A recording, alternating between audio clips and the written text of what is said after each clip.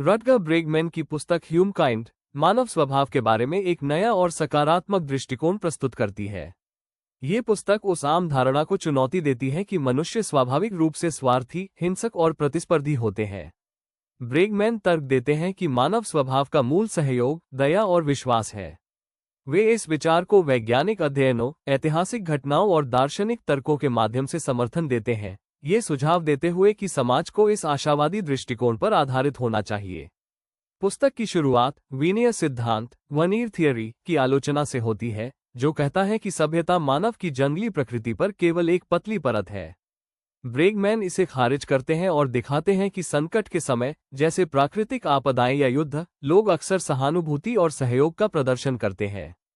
उदाहरण के लिए, वे प्रथम विश्व युद्ध के दौरान 1914 में क्रिसमस के दिन जर्मन और मित्र देशों के सैनिकों के बीच युद्ध विराम का जिक्र करते हैं, जब सैनिकों ने हथियार डालकर एक दूसरे के साथ उत्सव मनाया।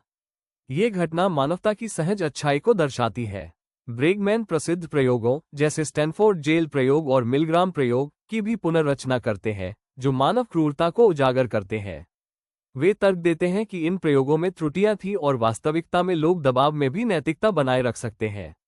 वे इतिहास के अन्य उदाहरणों जैसे हंटर गैदरर समुदायों और आधुनिक समाजों में सहयोग की कहानियों का जिक्र करते हैं, जो दर्शाते हैं कि मानव सामाजिक प्राणी है, जो एक दूसरे पर भरोसा करने के लिए विकसित हुए हैं। पुस्तक ये भी बताती है कि मीडिया और सत्ता संरचनाएं अक्सर नकारात्मकता और भय को बढ़ावा देती हैं, जो हमें मानव स्वभाव के बारे में गलत धारणाएं देता है। ब्रेगमैन शिक्षा, लोकतंत्र और सामाजिक नीतियों में सुधार की वकालत करते हैं, जो लोगों की सहज अच्छाई पर भरोसा करें। वे कहते हैं कि यदि हम यह माने कि लोग मूल रूप से अच्छे हैं, तो हम बेहतर और अधिक न्यायपूर्ण समाज बना सकते हैं।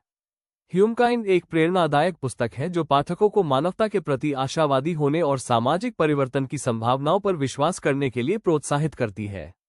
ये हमें याद दिलाती है कि दया और सहयोग ही मानवता की असली ताकत है।